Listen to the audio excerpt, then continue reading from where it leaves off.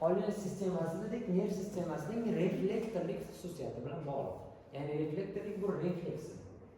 Chunki oliy nerv sistemasi reflektorlik xususiyati bilan bog'liq. Va oliy nerv sistemasini Sechenov o'rganganmiz. Yozib qo'yibdi. Bosh miya reflekslari kitobida Sechenov reflekslarni 3 ta qismga bo'lgan. Birinchisi tashqi muhit ta'sirida paydo bo'ladigan qo'zg'alish va tormozlanish. Ikkinchisi nima edi? Xo'p, ikkinchisi ular natijasida paydo bo'ladigan xatti-harakat. Uchinchisi ular odamning sezgisi, taassuroti va boshqa narsa. Shunday, ya'ni 3 ta qismga bor. Demak, birinchisi nima bo'ldi? Xo'p, demak, tashqi muhit ta'sirida paydo bo'ladigan qo'zg'alish. Ikkinchisi qo'zg'alish va tormozlanish jarayoni asosida yuzaga keladigan psixik holatlar. Ya'ni sezgi, taassurot va tasavvur. Uchinchisi xatti-harakat. Ya'ni qo'zg'alish, analiz, sintez va javob bo'ldi. E'tibor bering, birinchisi qo'zg'alish bo'ldi, ikkinchisi psixik holat bo'ldi, mana sezgimi yoki taassurotmi yoki tasavvur. Keyin xatti-harakat bo'ldi, javob bo'ldi. Tushundingizmi? Ya'ni mana shu. Endi Sechenov shuni o'rgangan, ya'ni har qanday refleks xuddi shunaqa 3 ta qismga bo'ladi deb o'rgangan va Sechenovning ishini Pavlov davom ettiradi. Ya'ni oliy nerv sistemasining to'g'ri nerv sistemasining shartli reflekslarini o'rganadi. Tushundingizmi? Boshlaymiz. Refleks. Ya'ni bu bo'limimiz refleksga bag'ishlangan. Refleks bilasiz, 5 ta qismdan iborat refleks teoriya. Tushundingmi? Endi refleksning turiga to'xtalamiz. Ya'ni refleks 2 xil bo'ladi. Shartli refleks bo'ladi. Birinchi to'g'ri shartsiz refleks bo'ladi. Ikkinchisi shartli. Nimaga shartsiz, nimaga shartli dedi? Shartli degani nimadir shart bilan yuzaga chiqishi kerak degani. Ya'ni shartli refleksni biz o'zimiz hosil qilamiz. Nimadir evaziga. Tushundingizmi? Shartsiz reflekslar biz tomonimizdan hosil qilinmaydi, ular tug'ma bo'ladi. Tushundingizmi? Demak, shartsiz reflekslar tug'ma bo'lar ekan. Shuning uchun ham shartsiz reflekslarning ikkinchi nomi instinkt deyiladi. Tushundingizmi? Demak, shartsiz reflekslar instinkt deyilar ekan. Tushundingizmi? Tushundikmi? Mana aytadi-yu, masalan, ertalab turish instinkt bo'lib ketgan. Yo'q, aslida o'zi xato. Ertalab turish instinkt bo'lishi mumkin emas. Tushundikmi? Tushundingizmi? Xo'p, demak, instinkt tug'ma bo'ladi. Tushundingizmi? Yoki bo'lmasa aytadi, yakshanba kuni voqea turish instinkt bo'lib qolgan. Bu ham xato. 2-3 marta voqea turmang, uxlab qolasiz. Tushundingizmi? Instinkt bunaqa bo'lishi kerak emas. Instinkt butun umr davomida saqlanishi kerak. Tushundingizmi? Ya'ni onadan bolaga o'tadigan reflekslar tug'ma bo'ladigan va o'zgartirib bo'lmaydigan reflekslar shartsiz reflekslar. Masalan, nafas olish, masalan, qon aylanish, masalan, so'lak ajralish. Tushundingizmi? Yoki bo'lmasa, masalan, deylik, hazm qilish yoki siydik ajratish. Bularni hech kim o'rgatmaydi, masalan, deylik, nafas ol, nafas chiqardi. Yoki qon aylantirib. Siz boshqarmaysiz bularni. Ya'ni odam ixtiyoriga bog'liq bo'lmagan, ya'ni odamga bog'liq bo'lmagan reflekslar shartsiz. Tushundingizmi? Ya'ni tug'ma bo'ladi. Tug'ilishingiz bilan qon aylanadi, tug'ilishingiz bilan nafas oladi, tug'ilishingiz bilan hazm qilishni boshlaysiz. Sizga bog'liq hosil. Shartli reflekslar odam hayoti davomida hosil bo'ladi. Shartli refleksni qo'pol qilib aytganda odat deb tushuntiraman. Shartli refleks bu odat. Ya'ni odatni shakllantirasiz, to'g'rimi? 1 oy, 2 oy, 3 oy. Shartli refleks ham shunaqa.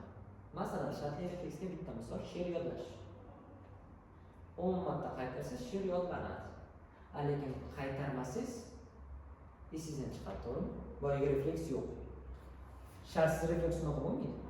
Ertalab qon aylantirasiz, 1 yoshingizda ham qon aylangan, 10 yoshingizda ham qon aylangan, o'lguningizcha ham qon aylanadi. She'rchi 1 marta yodladingiz, ikkinchi marta qaytarmadingiz, bo'lib yo'q degan. Tushunarli? Ya'ni shartsiz reflekslar so'nmaydi hech qachon. So'nishni ma'nosimi shuni bo'chadi shunaqa. Demak, so'nmaydi hech qachon shartsiz reflekslar. Shartli reflekslar ma'lum muddatdan keyin so'nadi baribir. Ya'ni qaysidir ishlarni qilmasangiz baribir sizdan chiqadi. Tushundingizmi? Endi shartsiz reflekslar shu ekan. Endi eslab qoling. Xo'p, shartsiz reflekslar aytdik tormozlanmaydi, shartli reflekslar tormozlanadi. Yana bitta xususiyat, shartsiz refleks paydo bo'lishda har doim shartli refleks paydo bo'lishda har doim shartsiz refleks asos qilib olinadi. Tushundingizmi? Hozir tushuntirib beraman. Chunki, ya'ni ma'noni biz hosil qilishimiz uchun ma'noni asos qilib olishimiz kerak. Chunki, endi shartsiz reflekslar xususiyatiga ko'ra, vazifasiga ko'ra to'rtga bo'linadi. Birinchisi himoya reflekslar. Ikkinchisi chamalash reflekslari. Uchinchisi ovqatlanish reflekslari. To'rtinchisi qanaqa edi? Jinsiy reflekslar. Ko'payish bor. Chunki demak bu shartsiz refleks. Ya'ni shartsiz refleksning shunaqa turlari bor xolos. Tushundingmi? Himoya, chamalash, ovqatlanish va jinsiy reflekslar. To'rtta turi bor shartsiz refleks. Tushundingmi? Qaysi ekan? Himoya, chamalash, ovqatlanish, jinsiy. Qaysi ekan? Himoya, chamalash, ovqatlanish, jinsiy. Tushundingizmi? To'rtta turi bor. Nima degani himoya? Himoya reflekslarini o'tkazib o'tishdi. Ko'zni ochib yumish, yo'talish, aksirish, issiqdan qo'lni tortib olish, yoki bo'lmasam ko'zga narsa kirib ketganda ko'zdan yosh oqishi. Tushundingizmi? Ana shu hammasi himoya refleks. Chunki hammasi himoya refleks. Tushundingizmi? Himoya reflekslarga to'xtalmaymiz. Endi chamalash refleksi aytdim sizga. Ya'ni notanish taassurotchi bo'lib qolsa, ya'ni ko'chadan baland ovoz kelib qolsa, eshitib turasiz. Ya'ni chamalash refleksi oldin ham aytganman. Notanish taassurotni anglab olishga qaratilgan refleks ekan. Nima ekan? Notanish taassurotni anglab olishga qaratilgan refleks. Chamalash refleksining etaplari bor. Qiyo boqish, boshni burib qarash, tinglab turish va anglab olish. Shunday bosqichlar.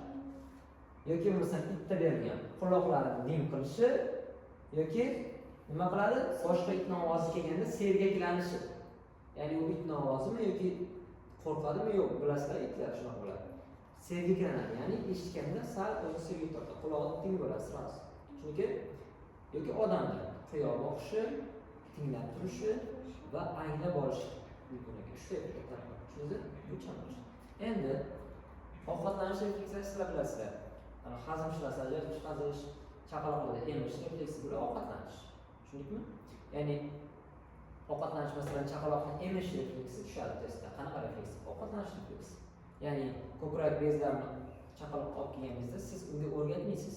Mana onangni emish kerak deb. Ya'ni u miyasida o'sha instinkt bor. Ya'ni u tug'ma. Chunki emib ketaveradi. Tushundingizmi?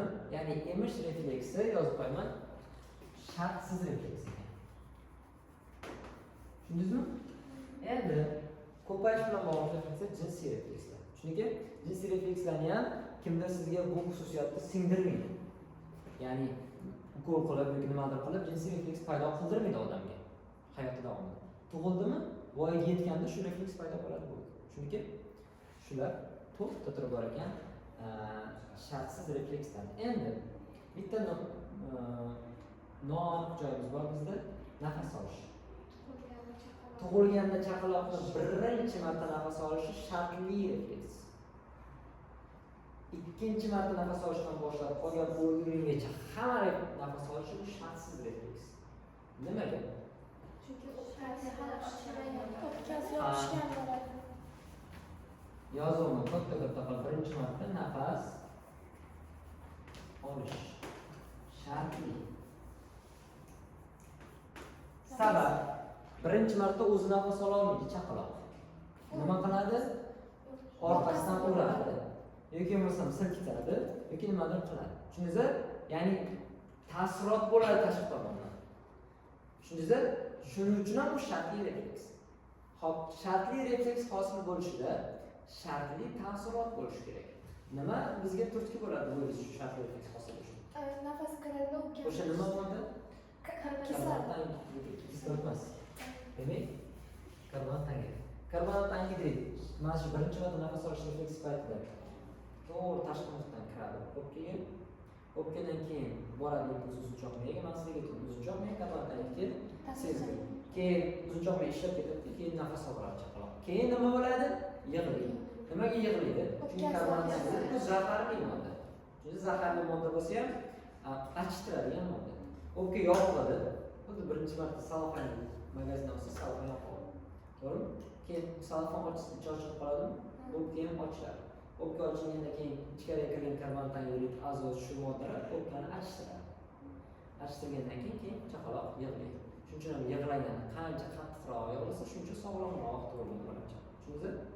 Demak, birinchi marta nafas olish shartli refleks. Birinchi marta emish refleksichi? Shart. Unga hech qanday ta'sirot kerak emas. Siz urasizmi, yo'qmi? Emib ketaveradi. Tushunarli? Qolgan undan keyingi boshlanadigan reflekslar nafas olish reflekslari shartsiz. Undan keyingilarga siz ta'sirot etirishi shart emas. Birinchi marta nafas o'pkasini ochib bersangiz, keyin o'zi nafas olib ketaveradi. Tushunarli? Shu. Endi e'tibor bering, shartsiz shartli refleks qaysi bir foydali deb o'ylaysiz? Shartsiz конечно, tug'ma bo'lgandan keyin, yashashingizni ta'minlagandan keyin, she'r yodlamasangiz ham, gitara chalmasangiz ham, mashina minmasangiz ham, yoki bo'lmasa qanaqadir muzika ayta olmasangiz ham, ashula ayta olmasangiz, bular shart emas, to'g'rimi? Yashash mumkin. Lekin nafas olmasa, qon aylanmasa, hazm qilmasa nafas yashab bo'ladimi odam? Yo'q. Qanaqa qilib O'yladi. bo'ladi. Demak, tushundingizmi? Demak, shartsiz reflekslar foydali ekan.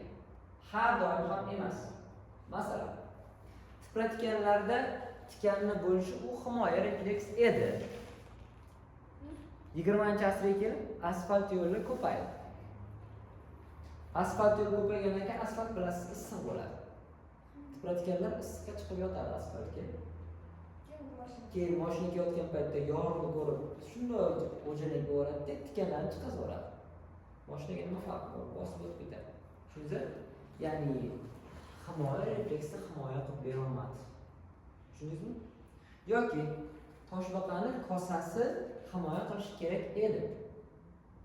Lekin bir keyin safar 10 safar o'tamiz. Burgut, boltayutar, sarsor degan qushlar bor. Ana shu qushlar toshbaqani ko'taradi, baland qoyalarga uchib, toshbaqani tashlaveradi. Tepadan tashlagandan keyin nima bo'ladi? Kosa sinadimi? Himoya refleksi himoya qilishi kerak edi. Nima qildi lekin? Himoya qiladi. Tushunarli? Ya'ni har doim ham reflekslar, shartsiz reflekslar foydali bo'lmas ekan. Tushundingizmi? Mana o'sha. Tushunarli? Tushundikmi? Har doim emas ekan. Tushundingizmi? Mana shu shartsiz reflekslarning nisbiy.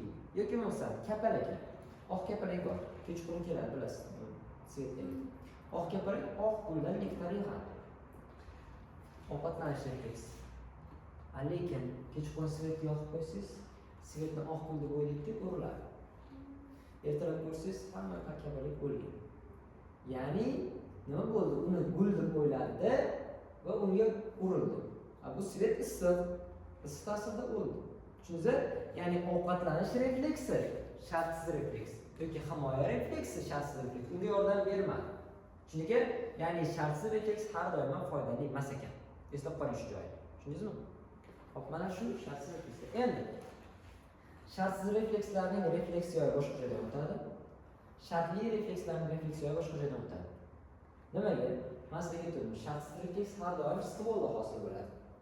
Shartli refleks yarim shartda hosil bo'ladi. To'g'rimi? Shuning uchun ham shartli reflekslar refleksiya hosil bo'lishi yarim shart degan javob olasiz. Shartsiz reflekslarning refleksiya bo'lsa stvolni va orqa miyani olasiz. Nimaga orqa miya? Chunki boyagi dumbazadagi sidik ajratish, tiz refleksi, ko'z quloq kengayish, ular reflekslar bor, to'g'rimi? Ya'ni orqa miya va bosh miyani stol qismi uzunchoq o'rta oraliq va miyacha bo'lsa u shartsiz reflekslarni reflektor yoyib buni yozib qo'yaman. Stvol va orqa miya. Agar shartli refleks bo'lsa yarim shart. Tushundingizmi? Ya'ni boyagi sezuvchi nerv, retseptor, sezuvchi nerv, markaziy nerv sistemasi degan joyning o'rniga shartli sezuvchi nerv, retseptor, sezuvchi nerv, bosh miyani va po'stlog'i harakatlantirishni va ishchi o'rni bo'ladi. Tushundingizlar? O'shani o'rni o'zgaradi. Mana shu. Shartsizda oqlamaydi. Shartsizda orqa miyani o'zi. Bosh miya bo'lsa bosh miyani o'zi. Qanaqa bo'lsa xuddi shunaqa. Shartsizda o'qiganmiz misol. Chunki bu refleksni hosil bo'lish. Endi hosil bo'lgan refleks, Pavlov tajribasiga to'xtalmaymiz. Pavlov tushuntirib sizlarga. Fistula qo'ygani hazm qilishda. Toza shirajat qo'ygan. Bu yo'lda o'shani takrorlab bergan. Chunki ya'ni qizilga chiqarib tikib qo'yadi bu yoqqa, ovqat beradi. Ovqat berganda itga ovqat bu yoqdan chiqib turadi, oshqozonga impuls bo'ladi va oshqozon shira ajratib turadi. Bu yoqdan toza shira ajratib oladi, bu yoqdan ovqat chiqib turadi. Ya'ni ovqat bilan shira ajratib aralashib ketmaydi. Shunday o'sha tajribani bu yoqqa qaytarib beradi. Endi refleks hosil bo'lishiga to'xtaldik. Endi bu reflekslar tormozlanishi ham mumkin. Chunki men aytdim shartli reflekslar qachondir tormozlanadi. Qachondir o'rgangan narsasi esidan chiqadi. O'sha qanaqa bo'ladi to'xtalamiz. Yana qayta aytaman. Shartsiz reflekslar hech qachon tormozlanmaydi. Testda shartsiz reflekslarning tormozlanishi topilsa, bunaqa javobni olmaysiz. Tushunarli? Shartli reflekslar tormozlanadi har doim. Shartli reflekslarning tormozlanishi ikkiga bo'linadi. Tormozlanish degani yo'qolish degani refleks. Ikkiga bo'linadi. Tashqi va ichki. Nimaga tashqi va ichki deb o'ylaysiz? Nimaga tashqi ichkiga bo'lingan? Savol sizga. Qanaqa tormozlanish tashqi ichki bo'lishi mumkin? Bittasi tashqi tomonga ketadi, bittasi ichki tomonga. Yo'q. Yana ichki miyadagi bo'lsa-da, miyadagi esdan chiqarish. tashqi Tashqida harakat esdan chiqarish. tashqi sal aniqlashtiramiz. Tashqi taassurot natijasida tormozlanish. Masalan, ovqat yeyapsiz, yomon xabar eshitdingiz, bu ishtaha yo'qoladi. Tashqi taassurot natijasida. Ichki organizm natijasida tormozlanish. Tushundingizmi? Hozir to'xtalamiz. Ya'ni o'sha xotiraga bog'liq. Tashqi tormozlanish ikkiga bo'linadi. Induksion va himoyalovchi tormozlanish. Chunki induksion va himoyalovchi tormozlanish. Ichki tormozlanish ikkinchi nomi shartli tormozlanish deyiladi yoki so'nuvchi tormozlanish deyiladi. Endi bitta to'xtalamiz. Induksion tormozlanish shartli refleks hosil qilgan taassurotchiga nisbatan kuchliroq taassurotchini yuzaga kelish. Tushundingizmi? Masalan, buni bilish uchun Pavlovning tajribasiga to'xtalib olamiz. Bundan oldin Pavlov nima ish qilgan? Shartli refleks hosil bo'lishda men sizga aytdim, shartsiz taassurotchi bo'lish shart. Chunki ya'ni qanaqadir refleks hosil qilish uchun oldin bor narsani ishlatib olishingiz kerak. Shartsiz bor-ku, shartli hali yo'q. O'shani ishlatib olish kerak. Nima bo'ladi? Pavlov nima qilgan? Chiroq yoqqan, ovqat bergan itga. Chiroq yoqqan, ovqat bergan. Yana chiroq yoqqan, ovqat bergan. To'rtinchi kun chiroq yoqqan, ovqat bermasdan oldin itni so'laga qo'ygan. Tushundingizmi? Ya'ni miyaga impuls bor, itga impuls bor. Chiroq yoqsa, demak ovqat yeyman degan. Tushundingizmi? Xuddi shunaqa. Mana tovuqlarga har kuni ertalab don sepib bersangiz, o'tib-o'tganingizda ham yugurib kelaveradi-ku. Xuddi shunaqa. Ya'ni chiroq yoqib ovqat berib, chiroq yoqib ovqat berib, chiroq yoqib ovqat bersa, bitta refleks paydo bo'ladi. Chiroq yoqdimi, demak, hozir menga ovqat beradi degan. Bu shartli refleks. Endi shu joyda shartli ta'sirlovchi degan narsa bor. Shartsiz ta'sirlovchi degan narsa bor. Savol sizga. Bittasi ovqat, bittasi chiroq. Qaysi biri shartli ta'sirlovchi, qaysi biri shartsiz ta'sirlovchi? Chiroq shartli. Chiroq shartli, ovqat shartsiz. Tushundingizmi? Chunki chiroq keyin yoqildi. Ovqatni ko'rsa shundoq ham so'lak ajraladi, to'g'rimi? Demak, ovqat shartsiz ta'sirlovchi ekan, chiroq shartli. Tushundingizmi? Endi sizga savol. Shu joyda men sizga aytdim, shartli refleks hosil bo'lish uchun shartsiz refleksni asos qilib olishimiz kerak. Qaysi shartsiz refleksni asos qilib olamiz? Ovqatlanish. Ya'ni so'lak ajralish refleksini asos qilib olamiz. Tushundingizmi? ovqatlanish. Tushundingizmi? Shuni asos qilib oldik biz. Endi chiroq yoqib ovqat berdik, chiroq yoqib ovqat berdik, chiroq yoqib ovqat berdik, chiroq bu shartli, ovqat bu shartsiz. Sizga savol. Birinchi shartlini berib, keyin shartsiz beramizmi? Birinchi shartsiz berib olib, keyin shartsiz beramiz. Birinchi shartli Birinchi shartlini berib, keyin shartsiz beramiz degan qo'l ko'tarsin. Bitta. Eshiting. Birinchi chiroq yoqamiz, keyin ovqat beramiz degan qo'l ko'tarsin. Bitta. Birinchi ovqat beramiz, keyin chiroq yoqamiz degan qo'l ko'tarsin. Bitta, ikkita. Betaraflar.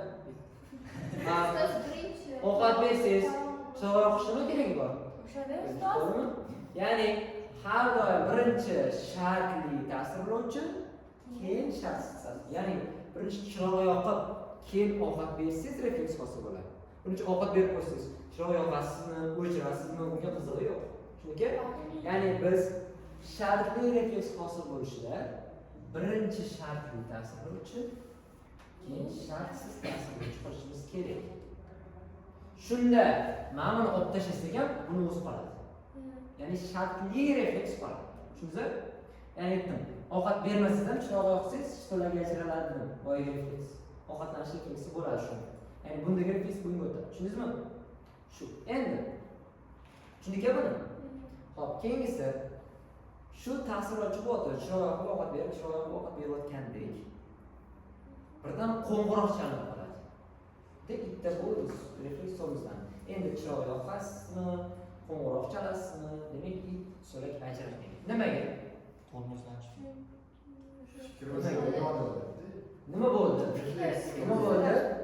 Tormozlanish. Tormozlanish bo'ldi. Qanaqa tormozlanish bo'ldi? Tashqimi, ichkimi?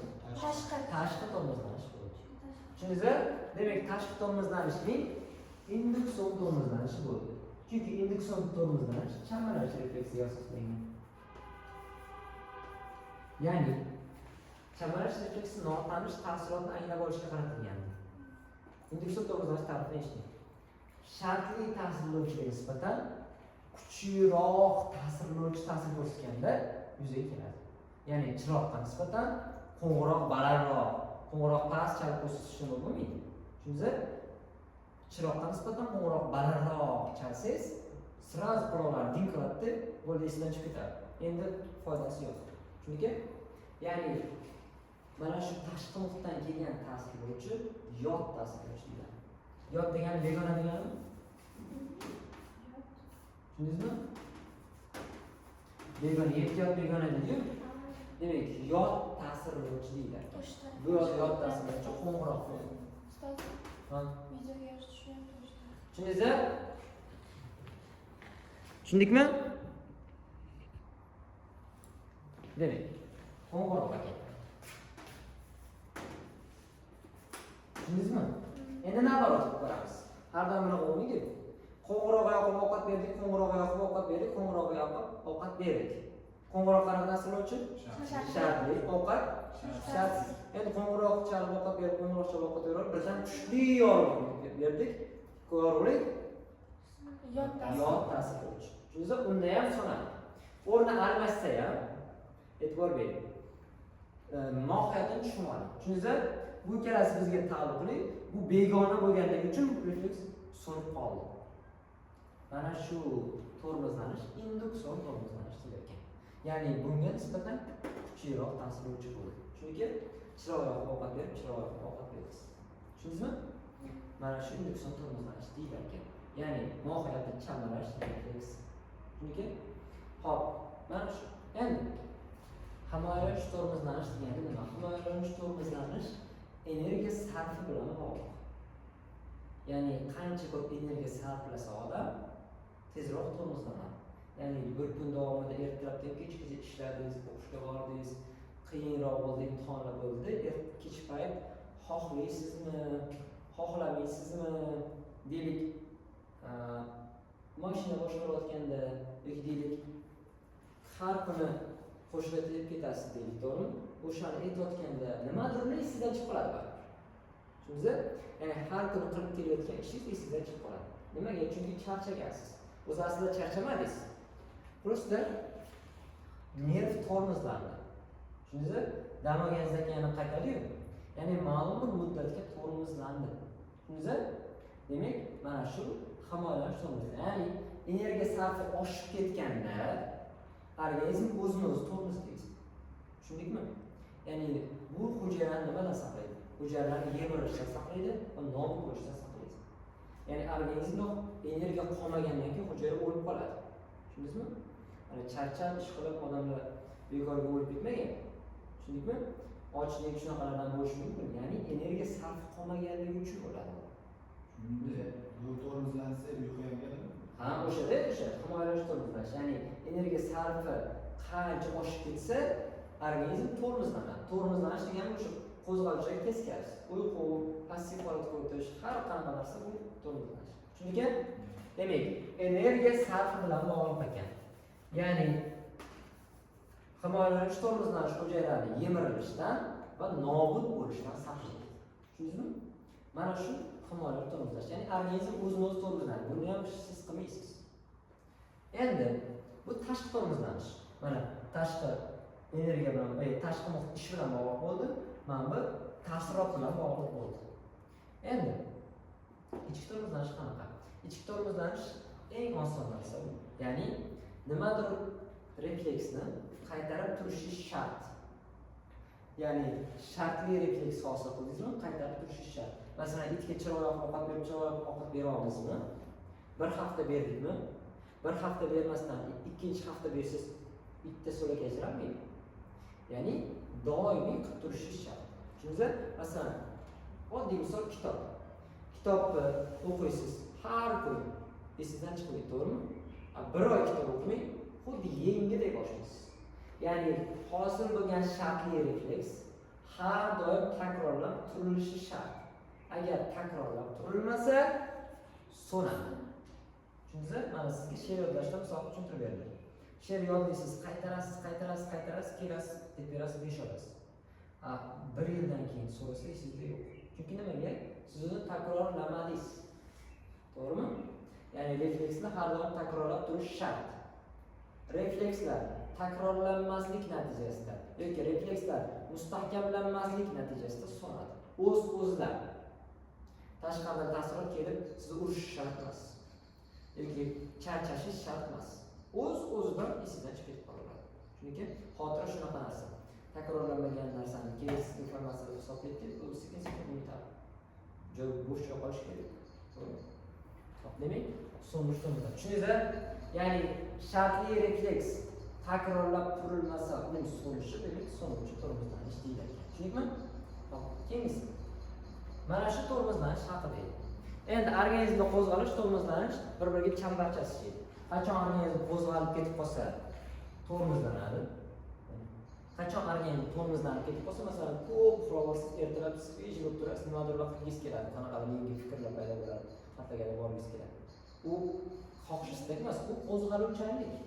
Tushunarli? Demak, ko'p tormozlanib olsa ham qo'zg'aluvchanlik ham oshadi. Qo'zg'aluvchanlik ko'payib ketsa ham hujayralar tormozlanadi. Ya'ni kompensatsiya bo'lib ishlaydi. Chunki shu. Endi bu qo'zg'aluvchanlik haqida.